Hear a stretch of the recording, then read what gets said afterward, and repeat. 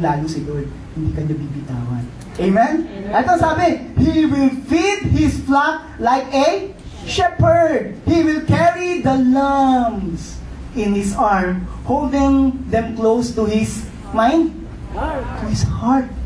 Ito po relationship, ang lapit sa puso. He will gently lead the mother sheep with their youngs. Wow, praise the Lord. At yung pong mga pinangangakuan nito, matitigas ang ulo. Amen? Isaiah po yan eh. Basahin niyo po Isaiah. Yun po yung katayuan ng nation of Israel. Pero ang Panginoon po hindi nagbabago. Wala namang matigas ang ulo dito. Amen? Lalo-lalo na po tayo. Palakpakan po natin ang Panginoon. Praise God. Amen? Ngayon po, tingnan po natin, bakit minsan matitigas ang ulo nitong mga sheep? Tingnan natin, nasa notes nyo na ho yan, no? Sabayan nyo na lang po ako. Hindi po ako may gawa nito. Ito po yung nakuha ko sa leadership training ni John Maxwell. Yung karakteristik ng mga sheep. Unang-una po, ang sheep ay hindi matalino. Amen. Alam ba, Brother Ripe, compliments pag tinawag na sheep? Opo, pero at sa totoong buhay po, ang sheep ay hindi matalino. This is comparing us to dumb animals. Sabi mo din, nakuha ko po si John Maxwell po ang nagsulat nito, kaya wag niyo ako sisihin. Amen? This is comparing us to dumb animals. Not exactly a compliment, right? Ang mga lang, ganun lang yan, no, ganun no, yung sheep. At sinawag tayo ng Biblia na sheep. Makita mo natin ito mamaya. Kaya sabi mo mamaya, kaya pala. Ganun ako. Not exactly. Have you ever gone to a circus, sabi ko dito, and seen a sheep act? Nakita na ho ba kayo na tumutulay na sheep? Hindi po ba? O kaya yung merong hawak yung circus master na hula hoop. Sheep, jump, jump. Sa mga panag-init lang mo natin nakita pag hindi tayo makatulog, di ba? One sheep na dumulundag. Amen? Wala po. Yung napapanood pa natin ng sheep, pag hindi tayo makatulog, nag-isip tayo ng sheep, lumulundag po yun sa bangin. Di po ba? Nakuha niyo po yung kwento. Yun po yung paniwala. Ay, pag hindi ka makatulog, magbilang ka ng tupa. Amen? Kasi nagkape ka ng napakarami, hindi ka tuloy makatulog.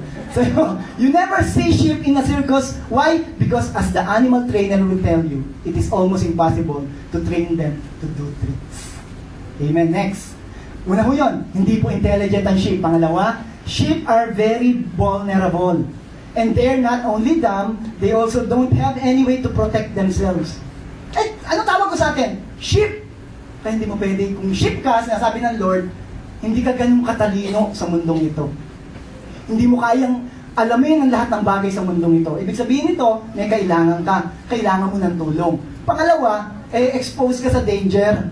Amen? Hindi mo kayang protektahan ang sarili mo. They were not give protection like a scent of a skunk. Nakamoy na ho kayo ng skunk? Pag gumanon yung buntot ng... Di ba? Wala pa ako nakikita noon sa mga ano lang. Sa Tom and Jerry ko lang mo nakikita yon. Or the claws of a cat. Nakita na ho kayo ng siguro naman nakita na ho tayo ng mga pusa, ano? Kapag lalapitan mo yung pusa, mga ganun pa ho yun. Tapos pag nagkampo, woo! Di mo ba? Eh, yung porcupines po, hindi ko alam kaya itong porcupines. Tinignan ko sa internet, ito pala yung mukhang daga, nasa likod, pag merong gustong kumuha dito sa mukhang dagang ito, biglang lalabas yung mga tusok. Parang X-Men. Nakita niyo po sa X-Men? Yun po yung porcupines. Mukha siyang daga na pag merong gustong gumalaw sa kanya, hipuin man lang siya. Lalabas po yung mga tusok-tusok at magkukos ng protection sa kanya. Hindi daw ganon. Or all the animals, sheep are characteristically the least protected. Ito ang sabi, sa tubig daw ho, in water, their wool gets so soaked and heavy that it pulls them under, at easily drawn, lunod. Kasi po, di ba wool yun? Naglaban na ho ba kayo ng wool? Di ba ang bigat mo pag may tubig? Sa kanila po galing yung wool na sinusuot natin mga Amerikana, mga pantalon ng kate. Di ba pag naka-wool kayong kate? Yun po'y galing sa sheep. Pag nilaban ninyo, di ba kaya nga po dinadry clean yun eh. Mabigat hong laban. Amen? Next. Are you learning today, church? Amen. Sheep have little instinct concerning danger. Balance, may nauuna sa kanyang nakabalin. Bagsak. Siya rin, nakasunod doon. Sunod lang yung sunod yan. Yung sandaanong sheep, bagsak lahat yun. Wala akong alam yun.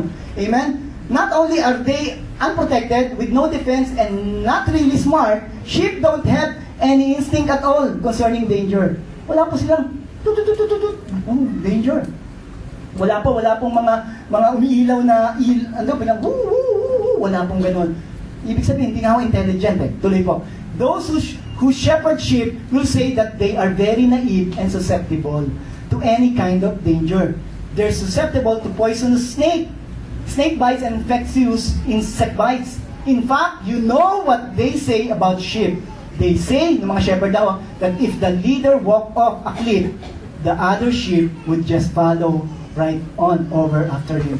Yung sinabi ko sa inyo kanina. Next, uwi niyo po yung para ma-review natin. To survive, ito po ang napakagandang lesson dito. To survive, sheep have to depend completely on the shepherd. Now, there's one thing the sheep understands. For success in protection, in life, in food and water, they're totally dependent upon their intimacy and closeness to the shepherd. If they are going to reach their maturity and potential, they have to depend on the shepherd. Kaya pala ho, sabi ni David, the Lord is my shepherd. I shall not want. Ina-acknowledge ni David na, ay, hindi ako intelligent. King na ho siya. Pero sabi, hindi ko kaya lahat pamunuan itong bansang nasyon ng Israel. Hindi ko kaya mabuhay sa mundong ito. Hindi ko kaya provide lahat sa sarili ko. Ganun din po sinasabi sa atin ngayon. Ngayong magawa, ito lang makuha natin, itong binasa natin ito. Ang tinuturo po sa atin, hindi mo kayang protektahan ng sarili mong ikaw lang. Hindi mo kaya provide lahat sa iyo sa sarili mo. Hindi mo alam lahat. Kaya nga, andyan po yung gumawa sa atin, si Jehovah. Yung hindi kailangan ng tulong ng iba para matulungan ka. Hindi kailangan ng kaalaman ng iba para magbigay sa iyo ng kaalaman. Siya na po yung kaalaman.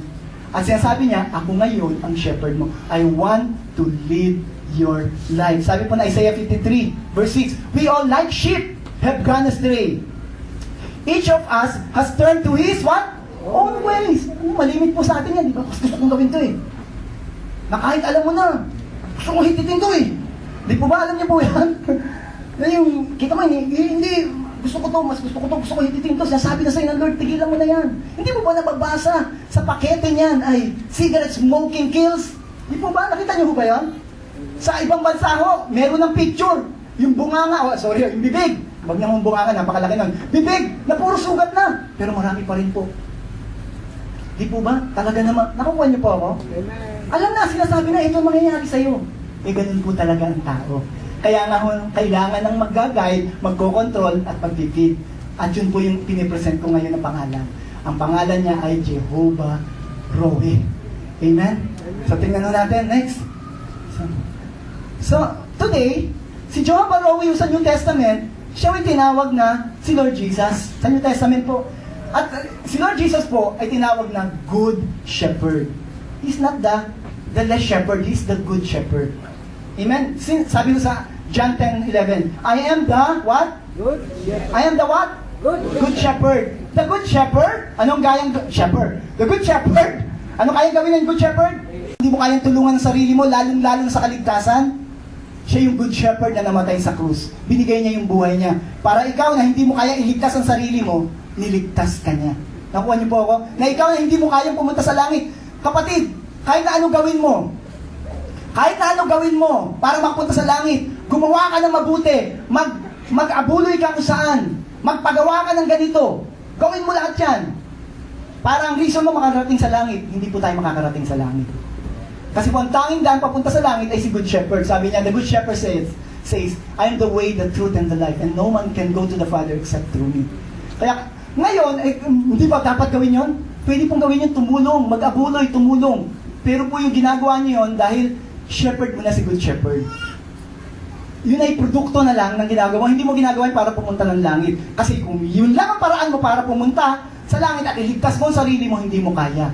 Kasi nga sheep ka, hindi mo kaya iligtas ang sarili mo. Kaya nga may Good Shepherd. Yung Good Shepherd na matay sa krus para ikaw ngayon ay magkaroon ng kaligtasan. At makapunta at ma-enjoy yung langit, ma-enjoy yung sheepfold niya, at ma-enjoy yung buhay sa mundong ito. Dahil si Good Shepherd, kung kaya niya ibigay ang buhay niya sa iyo, ano man yung maliit na bagay na pangangailangan mo, kaya niya rin.